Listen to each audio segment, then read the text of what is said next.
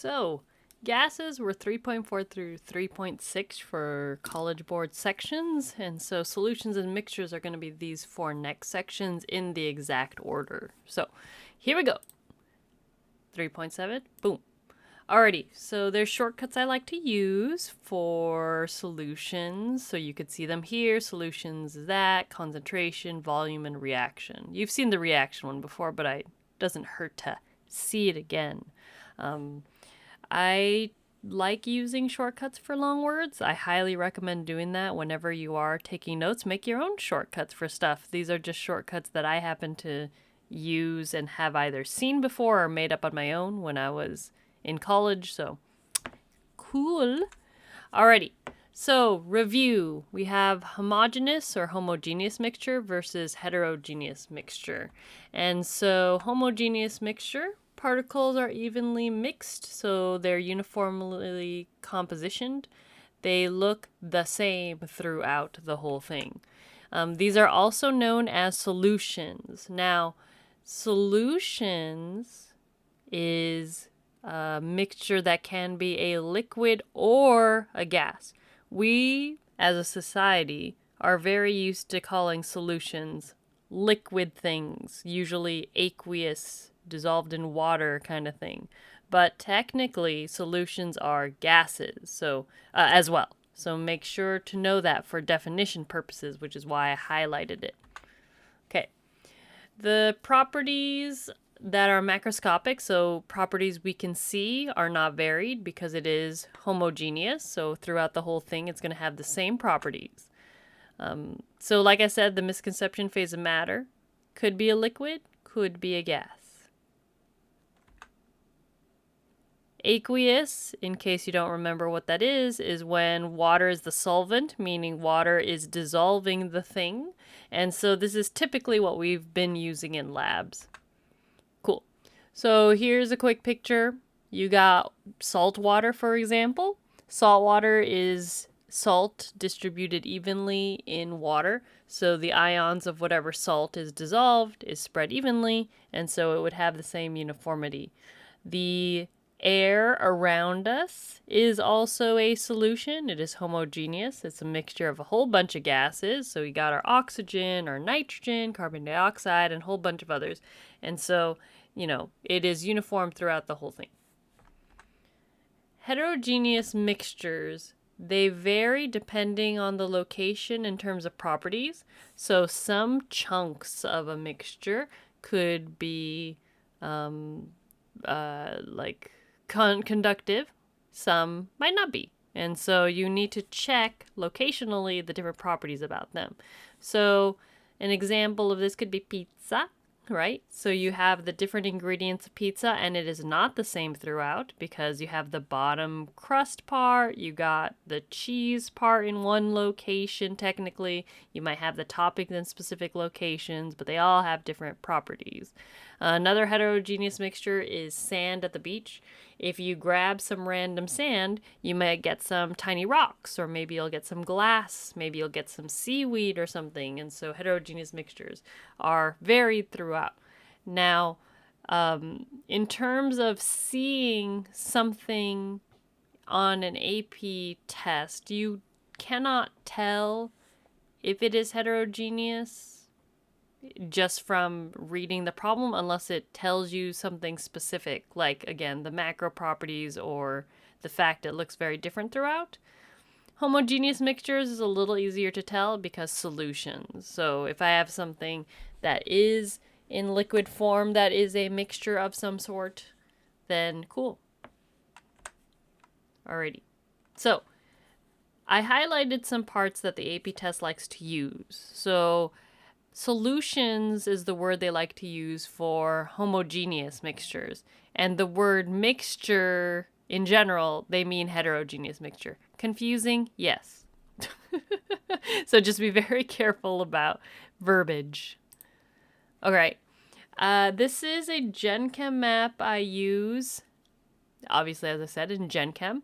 And so I have the link to my key because I make students fill this out, empty and figure out stuff. It is under Unit 3 in the reference sheets stuff. So just take a gander at that in case you need to review. We have seen a similar chart like this before. I cannot remember what unit though. Alrighty, so how do we make a solution? Well, in order to make a solution, you go through this process called solvation. And so there's some key vocab here. We have solution, which is the thing being dissolved, and the solvent, the thing doing the action. So in this class, most of the time, solvent is water, and then solute is some kind of thing. It could be a salt, it could be a molecular compound, really depends. This is not a chemical reaction because it is a physical change of the solute. It is just dissolving, but they are not chemically changing to become a new thing. So a salt that gets dissolved, it's still salt in water, but it just dissolved. It didn't become a new salt or didn't become a new thing, so that's why it's not a chemical reaction. Alrighty. So, physical properties could still change, though, if it's dissolved. We learned about that with ionic compounds, where ions can dissolve and then they become conductive, for example. And so, here is a picture example of what you could do, in a lab. You have your salt, which is this blue solute. Then you got some water, you mix them together, you got this solution. And so the salt dissolved, and now it is even throughout the whole thing. Here is how it looks like in a, different kind of way where you can represent it. Be sure you know how to draw this in case the AP test tests you. So we have a solute entering. So again, that's probably a salt or some other compound. It is eventually going to evenly spread out like here. Now, it might not look perfectly like this, but close enough. Here is another example. So let me move this real quick. So we have water. The IMFs are coming apart, so the hydrogen bonds. Then for this particular guy, it's calcium chloride. Those are ionic bonds breaking. And then the water will surround the ions, as we've talked about before with the ion dipole interaction. So that particular IMF. Cool. So here's solvation in more detail in terms of specific steps. So you have to talk about each step and be more specific depending on what compounds they are. So you need energy in order to break stuff, right? So when you're expanding this solute, so for example, you got this, again, it could be a salt, it could be a compound, and then you are separating it somehow. It is whatever components those are. So again, it could be, if it's a salt, then you have the cation and the anion. If it is a compound, then you are breaking IMFs, so like sugar, for example. And then next step is to break the solvent. So usually you are breaking some kind of interaction with this. Usually it's an IMF. If you're talking about water, you're breaking hydrogen bonds specifically, that particular IMF. So again, it depends on which one you're talking about. And so we break these interactions the solvent have so that the solute can go in. So then you have some kind of interaction between the solute and the solvent, as you can see here. And so, again, it really depends on who is being dissolved by who, and then what kind of things are happening. So that's why this picture is very generic. You can't, really tell. Okay, now, for some solutions, you might just go straight to 3. You might not have to put, hella energy to expand these guys in order to mix them. It really depends on the substances involved. Alrighty. So, molarity. It is the concentration of how much solute is in solvent. Now, particularly, it's for solution. So there's a lot of words, and you have to be very, very, very careful. So on our constant equation sheet, under this particular umbrella term, you'll find it on there, we have this equation. So big M equals moles of solute per liter of solution. So as a reminder, per. Per means that liters is going to be on the bottom, moles is going to be on the top. So remember, miles per hour. So miles on top, hour on the bottom. And so we have units that we can convert to now. So if I were to write this real quick,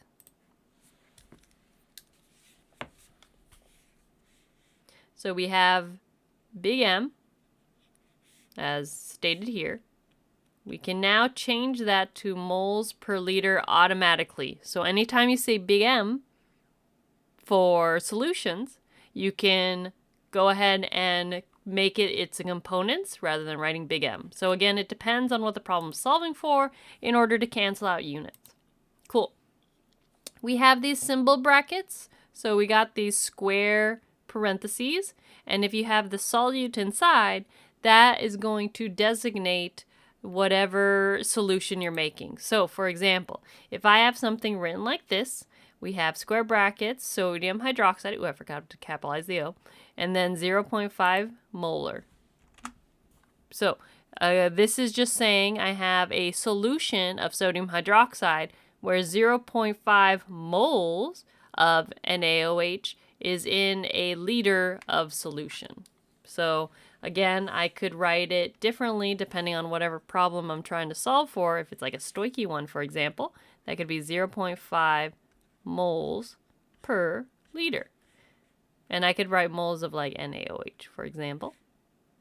I can also write that here too. Cool. Alrighty.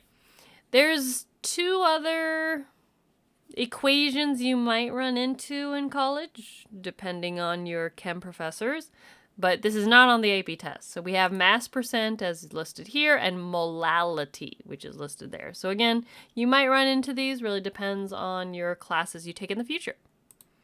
Okay. So this is I guess I labeled this your turn. So I forgot to change the background orange. Go ahead and try this problem out. After you try this out, I will go over it. So pause the video, try it out. Yeah.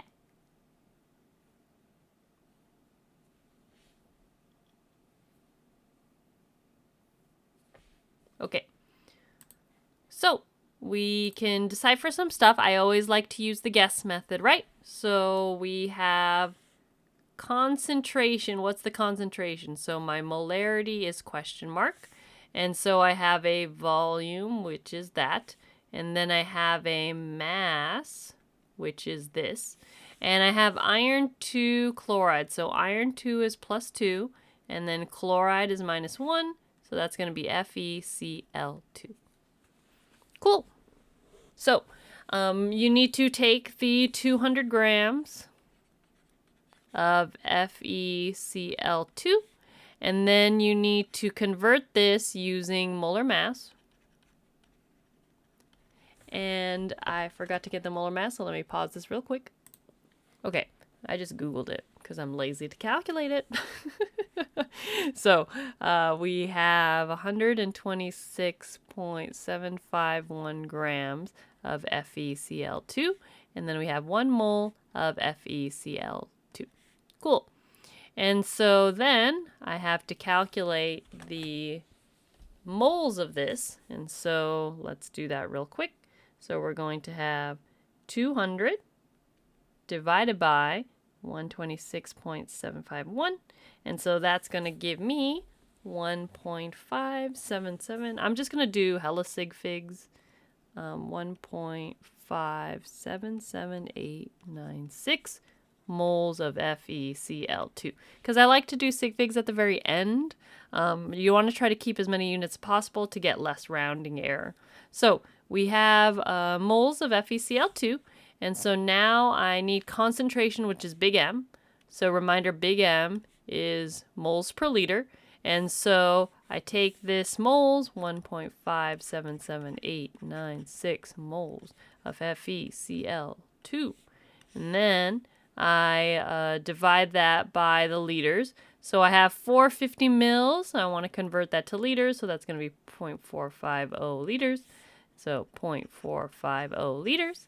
And so then I take that and then I'll divide it by 0.450, and so then I get 3.506 for moles per liter. Or I can write big M, so 3.506 for big M. And then I want to make sure that the AP Chem grader knows that this is the concentration for a solution of FeCl2. So I would write that in brackets and then put my answer. Now in terms of sig figs, this problem is gross because there's no period here. So that means I only have one sig fig, so really it's just going to be 4 molar. That's gross. Oh well, whatever. Okay, so here are 2 your turns. There is a more challenging one as it says here. So try these out. I will have how to do it in a few moments. So pause the video, try this out.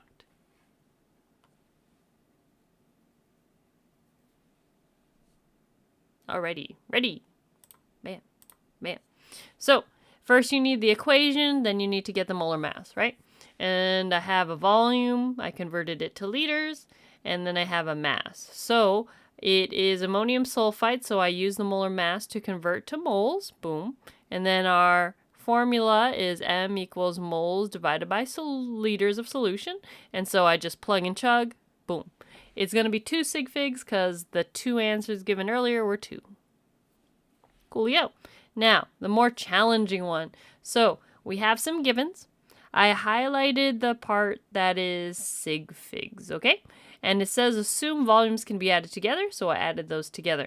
So, I originally had this solution in this quantity of molarity. And so I'm just trying to get the concentration of Br minus 1 because that's what it says here. And so I put in square brackets. So I find the moles of SrBr2, right? And there are 2 moles of bromide ions for every 1 mole of SrBr2. So I could just multiply that by 2. I could have shown my work a little more, like I could have done times here, and then I put for every 1 mole of SrBr2, I have 2 moles on the top, but I got lazy, so I just went up to here. Cool. So be careful about that. You can always use your equation in order to separate stuff. Yeah. Okay. So then we get our moles of Br minus 1, so the bromide ion, and then I got the liters from earlier. And so I get my molarity. Boom. And so make sure to show your answer correctly so it's easier for the AP Chem grader. Because if it's hard to grade, then they might not like it. Cool. Alrighty. Second thing is diluting a solution. So you can see here, we have a before, you have some kind of concentration. It's represented by a color here, but sometimes you'll need to dilute clear things. Again, it depends. And so if it's colored, you could see here it's dark, right? And so here you could see it has a high concentration of whatever this is, whether it's a salt or a compound molecule thing. And so here it is. After dilution, if this is assuming the solvent is water, you add water to this, and so now you have less concentration of the substance in water, again, or whatever it happens to be. So, if we're decreasing this concentration, it's diluting. And so there's 2 ways to do it. So the first way to do it is removing the solute, which is very difficult. So if we think of salt water and trying to remove the salt from the water, that is pretty darn difficult. The easier way to decrease concentration would be adding solvent. So that'll lower your big M. Let's think about the proportions, right? Because big M equals moles per liter. So if I'm adding more liters, that is adding more denominator in that equation and therefore lowers that big M. So that's where the proportionality comes from. Alrighty, so calculation-wise, you could use this equation that is given in this little box. I personally go by M1V1, but if you want to put C for concentration rather than molarity, go for it, as long as you remember which is which. So similarly to what we've talked about before, we have scenario 1 versus scenario 2. So M is molarity, V is volume, one original solution, and then here is the diluted solution. And so we're trying to get to whatever that happens to be. And so the calculation, why the heck does this equation work? Why does this, actually happen? So the number of moles stays the same if we think about it, right? Because in molarity, we have, again, moles per liter. And so the moles remain exactly the same, but we're adding more liquid, so we're adding more of the solvent, and so therefore, we're going to have a lower concentration while diluting. Now, I could show the algebra proof. You don't need it, though, and I'm lazy. Okay, so honestly, the easiest way is just doing a your turn. So try these out, pause the video, and then I will show work in a few moments.